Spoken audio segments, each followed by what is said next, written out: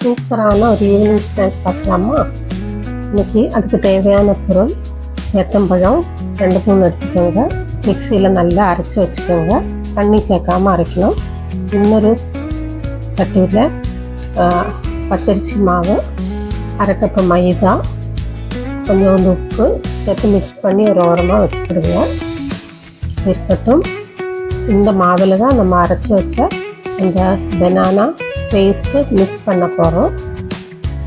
இன்னொரு கடாயில் வெல்லம் கரைச்சி வச்சுக்கிடுங்க. கம்பி பதம் வர வேண்டாம். அந்த பனானா பூரி எடுத்துகிட்டு அந்த மாவில் சேர்த்து புது நெய் ஊற்றி மஞ்சள் பொடி போட்டோம், மஞ்சள் கலர் சேர்த்தோம், நல்லா சப்பாத்தி மாவு மாதிரி பிசைஞ்சு வச்சுக்கிடுங்க. சாயந்தரம் ஸ்கூல் விட்டு வரும்போது ரொம்ப நல்ல ஸ்நாக்ஸுங்க, ஹெல்த்தி ஸ்நாக்ஸ். இன்னொரு இதில் நெய் ஊற்றி நட்ஸ் வறுத்து வச்சுக்கிடுங்க. இல்லை தேங்காய் பூ போட்டுக்கிடுங்க, கொஞ்சம் ஏலக்காய் பொடி போட்டுக்கிடுங்க. இதில் அந்த கரைச்சி வச்ச வெல்லத்தையும் ஆட் பண்ணி வச்சுக்கிடுங்க. நம்ம விநாயகர் சதுர்த்திக்கு கொழுக்கட்டை பிடிப்போம்ல, அதே மாதிரி கொஞ்சம் கரைச்சி எடுத்து வச்சுக்கிடுங்க. ரோஸ்ட் பண்ணி ஓரமாக இருக்கட்டும்.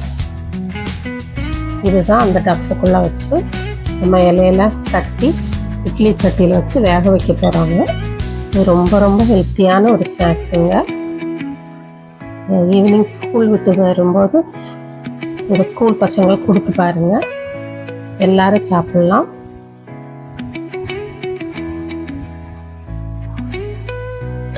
ஒரு இலை நல்லா வாட்டி எடுத்துக்கிடுங்க. சின்னதாக கட் பண்ணி இந்த மாவை பிசைஞ்சு வச்ச மாவை வீடியோவில் பார்க்குற மாதிரி தட்டி எடுத்துக்கோங்க. இதுக்குள்ளே அந்த பூர்ணத்தை வச்சு மடித்து இட்லி சட்டியில் வச்சு வேக வச்சுக்கிடுங்க. இந்த ஹெல்த்தியான ஸ்நாக்ஸுங்க, செஞ்சு பாருங்கள். பிடிச்சிருந்தால் லைக் பண்ணுங்கள், சப்ஸ்கிரைப் பண்ணுங்கள், ஃப்ரெண்ட்ஸுகளுக்கு சொல்லுங்கள். நீங்கள் செஞ்சு பார்த்துட்டு கமெண்டில் சொல்லுங்கள். ரொம்ப டேஸ்டியாக இருக்கும். கண்டிப்பாக எனக்கு கமெண்டில் சொல்லுங்கள். இது மாதிரி நிறைய கேரளா டிஷ்ஷஸ் நான் செஞ்சு வீடியோ போடுவேன். பிடிச்சிருந்தா கண்டிப்பாக லைக் பண்ணுங்கள், சப்ஸ்கிரைப் பண்ணுங்கள், மறந்துடாதீங்க. தேங்க்யூ ஃப்ரெண்ட்ஸ் ஃபார் வாட்சிங். Thank you so much. டேஸ்டாக இருக்கா? கொழுக்கட்டையாகவும் பிடிச்சிக்கலாங்க. கொழுக்கட்டைக்கு நீங்கள் அந்த ஏத்தம்பழம் கொஞ்சம் வேக வச்சு அரைச்சி எடுத்துக்கோங்க, இன்னும் கொஞ்சம் நல்லாயிருக்கும். ஈவினிங் டைமில் டீயோடு சாப்பிட்டு பாருங்கள். சுவையான பனானா அடை, இலை அடை ரெடி ஆயிடுச்சுங்க.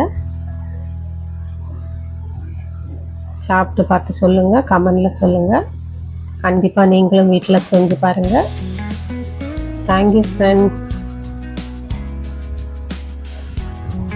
நாளைக்கு இன்னொரு வீடியோவில் பார்க்கலாங்க. Thank you so much.